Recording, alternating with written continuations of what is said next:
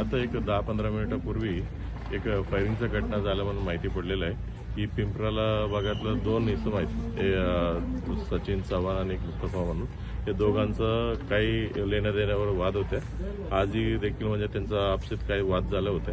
मग त्याच्या वादातून म्हणजे अचानकपणे एक बुलेट हवेत फायर झाला असं माहिती पडलेलं आहे. मग त्याच्या अनुषंगाने गुन्हा दाखल करणं आणि आरोपीचा शोधणं आमचं चालू आहे. आणि ही जी घटना आहे इलेक्शनचा काही संबंध नाही आहे. दोघांनी कोणत्याही पॉलिटिकल पार्टीचं रिलेटेड नाही आहे किंवा इलेक्शनचा काही संबंध नाही आहे. आता एक 10-15 मिनिटापूर्वी एक फायरिंगचा घटना झाला म्हणून माहिती पडलेलं आहे की पिंपराला भागातलं दोन इसम आहेत ते सचिन चव्हाण आणि एक मुस्तफा म्हणून या दोघांचं काही लेण्या देण्यावर वाद होते. आजही देखील म्हणजे त्यांचा आपसीत काही वाद झाले होते. मग त्याच्या वादातून म्हणजे अचानकपणे एक बुलेट हवेत फायर झाला असं माहिती पडलेलं आहे.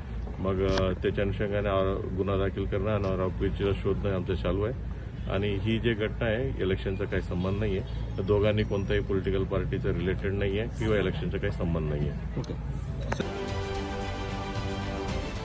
महाराष्ट्रातील सर्व बातम्यांचे विश्वासार्ह व्यासपीठ सकाळच्या सर्व सोशल मीडिया प्लॅटफॉर्मला लाईक, फॉलो आणि सबस्क्राईब करा. तसंच सर्व नोटिफिकेशनसाठी बेल आयकॉन प्रेस करायला विसरू नका.